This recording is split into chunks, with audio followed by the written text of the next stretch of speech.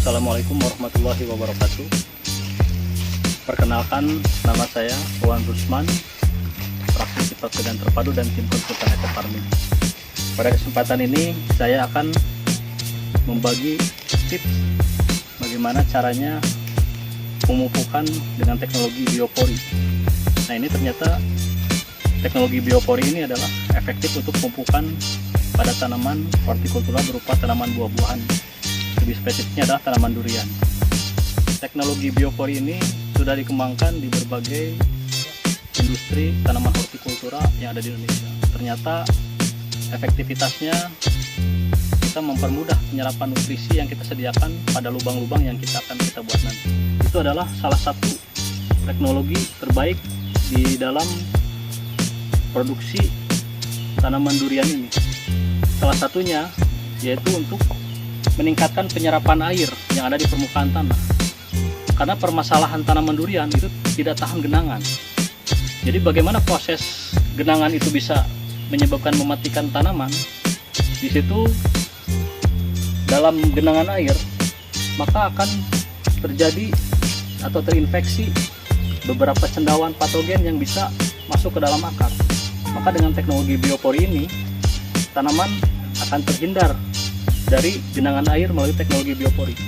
Nah, kemudian yang kedua, dengan teknologi biopori kita menyiapkan ruang untuk proses composting, di mana composting itu adalah kita memasukkan bahan organik berupa kotoran ternak, serasa-serasa dari daun-daun yang ada di permukaan tanah.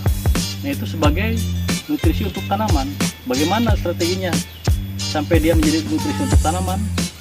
Yang pertama, teknologi ekofarming ini adalah pupuk organik superaktif yang di dalamnya terdapat kandungan bakteri-bakteri dekomposer pengurai untuk mendegradasi seluruh bahan organik ini dirubah untuk menjadi nutrisi untuk kebutuhan tanaman.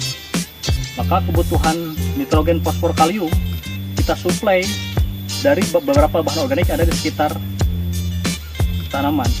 Nah, yang kemudian yang ketiga, dengan adanya pemupukan teknologi biopori, kita mempersiapkan atau memberikan ruang untuk tanaman supaya adanya sirkulasi oksigen yang masuk ke dalam perakaran.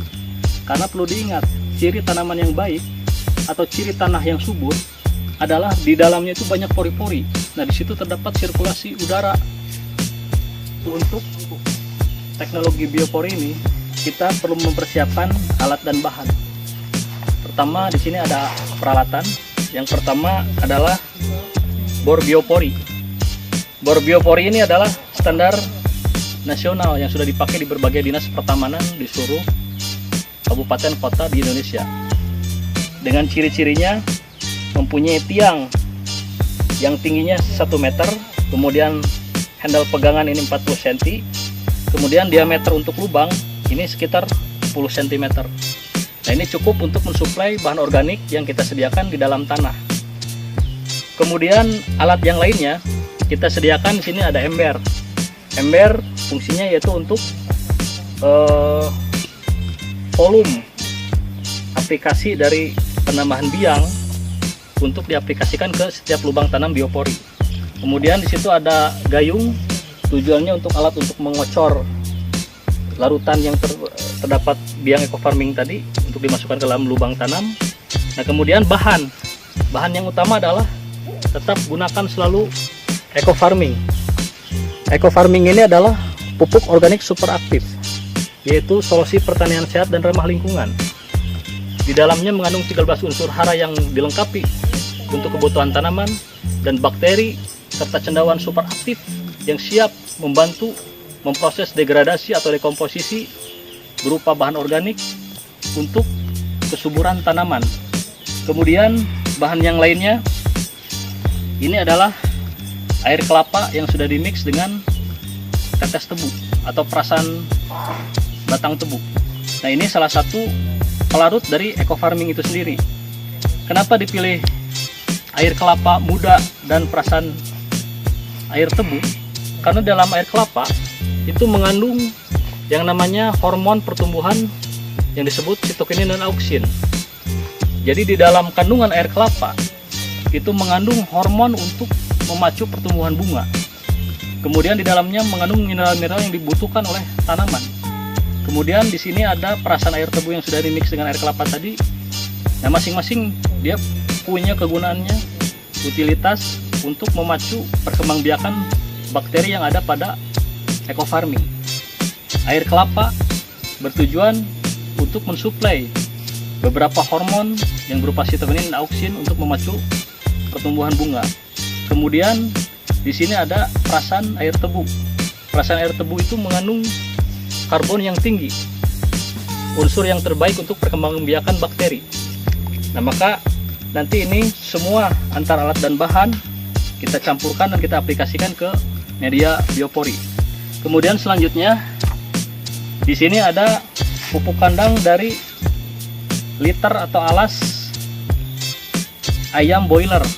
Nah, ini kandungan nitrogennya cukup tinggi yang akan kita suplai ke dalam biopori nanti. Kemudian bakteri ekofarming nanti akan mendegradasi, mendekomposisi, mengurai supaya menjadi nutrisi yang terbaik untuk tanaman. Jadi posisinya seperti ini. Kita pegang handle kiri dan handle kanan. Kemudian kita tekan. Bisa diperlihatkan di bawah. Kita tekan dengan menggunakan tenaga, badan nggak usah ikut muter.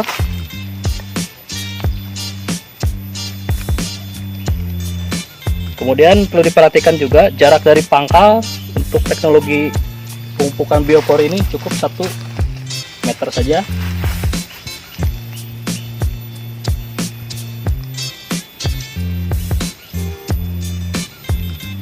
Kemudian angkat, bisa dilihat lubangnya.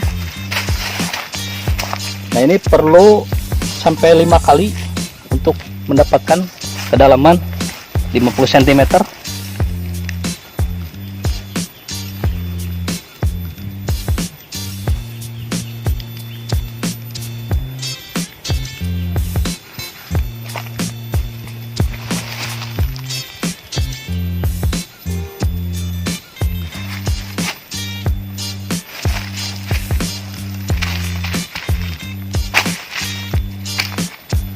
Dalam pengaplikasian lubang biopori ini, kita di dalam satu pokok pohon durian itu cukup 4 titik saja dengan radius 1 meteran.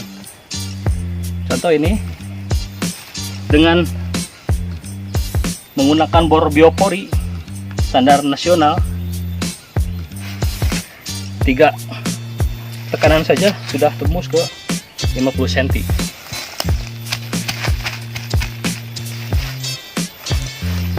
Bisa diperlihatkan.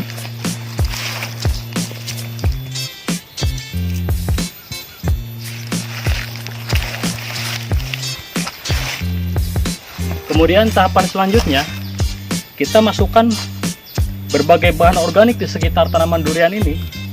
Contohnya seperti ini. Ini adalah bahan organik yang berupa serasah atau dedaunan yang sudah jatuh ke dalam tanah. Untuk memproses supaya menjadi nutrisi tanaman, ini harus masuk ke dalam lubang dan kita aplikasikan teknologi ekofarming ke dalamnya supaya terjadi proses dekomposisi oleh bakteri-bakteri ekofarming. Kita masukkan.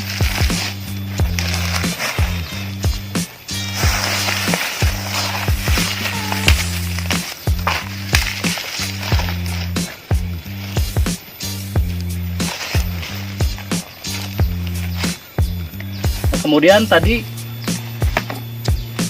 biang yang sudah dilarutkan dalam 10 liter air dan ditambahkan 1 kilo pupuk ayam boiler. Nah, kita masukkan dengan cara pengocoran 1 lubang plus bahan organik yang ada pada pupuk tadi, cukup 2 gayung saja.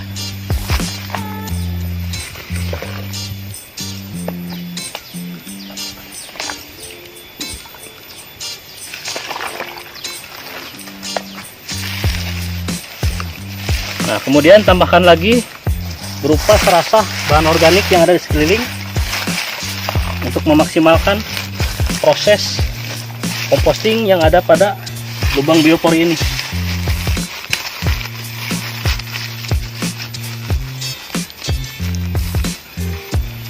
Nah, kemudian adakan pengulangan sampai 4 titik dengan radius 1 meter dari pangkal.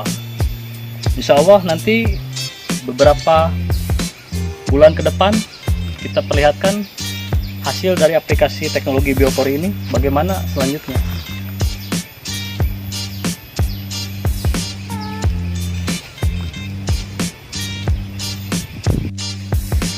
Sebagai penutup, jadi teknologi pemupukan dengan sistem biopori ini adalah salah satu contoh tanaman keras berupa tanaman hortikultura, tanaman durian.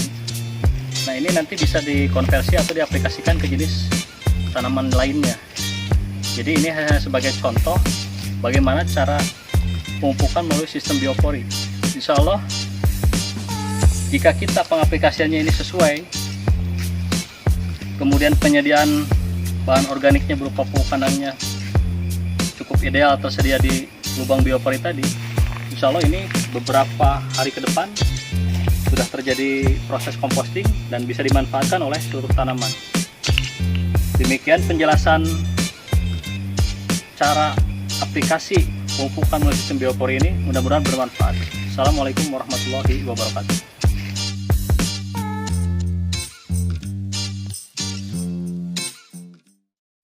Terima kasih sudah menonton video YouTube saya, Haji Mak Munir Channel. Jangan lupa like, comment, share, and subscribe ya. Dan aktifkan juga lonceng notifikasinya, supaya tidak ketinggalan video selanjutnya, agar video ini terus berkembang dan bermanfaat. Salam petani cerdas, eco farming, lahan subur, petani makmur.